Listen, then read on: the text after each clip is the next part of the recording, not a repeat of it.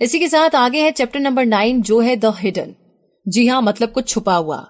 हार निश्चित है, आप इसे अवॉइड नहीं कर सकते और जो भी सच को झुटलाएगा वो हमेशा फेल होगा। हम सबको लाइफ में कभी ना कभी तो फेलियर फेस करना ही होगा, लेकिन कब और कैसे ये हम नहीं जानते और इसीलिए हमें हिडन प्रॉब्लम्स के लिए रेडी रहना चाहिए। अपनी सारी हिडन प्रॉब्लम्स यानी कि छुपी हुई प्रॉब्लम्स को लाइट में लाना इम्पोर्टेंट है। लेकिन आप चाहे या ना चाहे कुछ प्रॉब्लम्स फिर भी छुपी रहती है, लेकिन इन सब के बावजूद आप एक बेटर मैनेजर रहेंगे। अब हम 3 लेवल के हिडननेस के बारे में बात करते हैं। लेवल नंबर 1 है क्योंकि मैं एक मैनेजर हूँ तो लोग मेरे सामने अपने शब्द और एक्शन को लेकर के ज्यादा केयरफुल रहेंगे। इवेंचुअली उनका बैड बिहेवियर सामने से हट जाएगा, सिर्फ मेरे सामने से। लेवल नंबर 2 है जब बहुत से लोग अपनी पोजीशन को इवेल्युएट करना शुरू करते हैं, अपनी एनर्जी अपवर्ड मैनेज करने के लिए फोकस करते हैं, जबकि वो अपने से नीचे लेवल के लोगों को पुअरली ट्रीट करते हैं। हायर पोजीशन पर बैठे लोगों को लगता है कि वो लोअर पोजीशन में बैठे लोगों से ज्यादा क्लियर देख सकते हैं। थर्ड लेवल पर जो लोग डेली फिल्म प्रोडक्शन में इन्वॉल्व रहते हैं, कॉम्प्लेक्स प्रोसेस में एंगेज रहते हैं। प्रॉब्लम ये है कि अगर उनके डायरेक्शन में कोई क्राइसिस आती है तो वो कभी भी उसी टाइम हमें रिपोर्ट नहीं करते। उन्हें लगता होगा कि शायद अपर लेवल के मैनेजर्स को इतनी जल्दी इवॉल्व नहीं करना चाहिए और इसीलिए प्रॉब्लम्स वहीं की वहीं हिडन रहती है, छुपी रहती है। और जब हम हिडन प्रॉब्लम्स को एनक्लोज्ड नहीं करते तो आगे जाकर के नुकसान हमारा ही होगा। हमें क्रिएटिविटी में कई सारे हिडन बैरियर्स फेस करने पड़ते हैं, लेकिन candour, research, safety, self assessment और प्रोटेक्शन ऑफ व्यू, ये सारे मैकेनिज्म यूज करके हम फियर को काफी हद तक दूर कर सकते हैं। ये कॉन्सेप्ट चीजों को इजियर बना देंगे, ऐसा जरूरी नहीं है, लेकिन ये हमें हिडन प्रॉब्लम्स को अनकवर करने में हेल्प कर सकते हैं, जिससे कि हम उन्हें फेस कर सके। तो आइए आगे बढ़ते हैं और जानते हैं चैप्टर नंबर 10 के बारे में, जहां पर हम जानेंगे ब्रॉडनिंग आवर व्यू के बारे में। कुछ स्पेसिफिक मेथड्स हैं जो हमने पिक्सर पर अप्लाई किए हैं अपने कोलैबोरेशन को हमारे क्लाउडेड व्यूज से प्रिवेंट करने के लिए।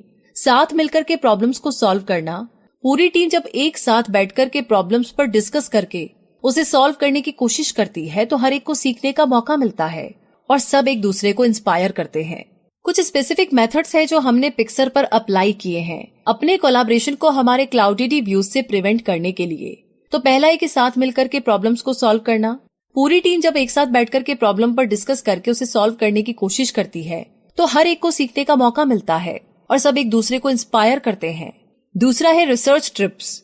मेरे ओपिनियन से जब लोग रिसर्च ट्रिप पे जाते हैं तो हमेशा उनमें एक चेंज आता है। जो एक्सपीरियंस उन्हें मिलता है वो फिल्म की डेवलपमेंट के लिए फ्यूल की तरह होता है और इसीलिए कॉपी करने के बजाय हम कुछ क्रिएटिव करते हैं।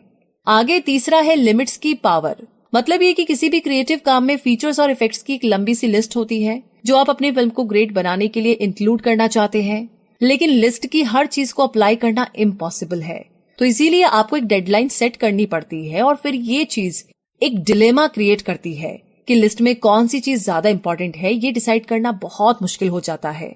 मेरे पास इसका सोल्यूशन है कि जब भी हम लिमिट सकते हैं हमें खुद से पूछना चाहिए कि इससे हमारे लोगों की क्रिएटिविटी पर क्या इफेक्ट पड़ेगा, क्या वो उतने ही क्रिएटिव रह पाएंगे। अगर जवाब है नहीं तो लिमिट इम्पोज नहीं की जानी चाहिए। चौथा है integrating technology and art.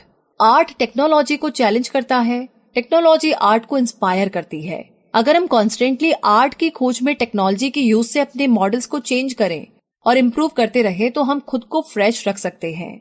Number 5 है शॉर्ट एक्सपेरिमेंट्स। जब आप एक एक्सपेरिमेंट करने निकलते हैं तो आपको पता नहीं होता है कि आप कोई ब्रेक थ्रू अचीव कर पाएंगे या नहीं। चांसेस ज्यादा है कि आप शायद ना कर पाएं, लेकिन फिर भी आपको कोई ना कोई पजल तो मिलेगा ही। एक झलक शायद अगर आप अननोन की तलाश में निकले तो चांसेस है कि शायद आप ना कर पाएं। तो हमारी शॉर्ट फिल्म्स पिक्चर के एक्सपेरिमेंट का एक तरीका है और हम उन्हें इसी तरह की ग्लिम्स पाने की होप में प्रोड्यूस करते हैं। नंबर 6 पर है लर्निंग टू सी। वैसे तो पिक्चर में कुछ लोग ड्रॉ करना जानते हैं, लेकिन ज्यादातर लोग आर्टिस्ट नहीं हैं और एक इम्पॉर्टेंट प्रिंसिपल है जो ड्राइंग के प्रोसेस से गुजरता है। हम चाहते हैं कि ये प्रोसेस सब देखें और वो ये है कि प्री कंसेप्शंस को बीच में लाए बगैर आप अपने ब्रेन को कुछ भी क्लियरली ऑब्जर्व करना सिखा सकते हैं। 7वां है पोस्टमार्टम्स। हर मूवी के पूरी होने के बाद तुरंत बाद एक छोटी सी मीटिंग होती है जहां हम डिस्कस करते हैं कि क्या हुआ और क्या नहीं हुआ, ताकि हम लेसन लर्न कर सके। 8वां है कंटिन्यूइंग टू लर्न। एक कंपोजर के तौर पर फिलिप ग्लास ने एक बार कहा था कि रियल इश्यूज ये नहीं है कि सही आवाज कैसे ढूंढनी है, बल्कि ये है कि इस सही आवाज के कॉन्सेप्ट से छुटकारा कैसे पाना है। क्रिएटिवली आगे बढ़ने के लिए हमें कुछ चीजें छोड़नी होगी ताकि हम दूसरों के व्यूज को भी जगह दे सके, उन पर ट्रस्ट कर सके और उनके आइडियाज को सुन सके।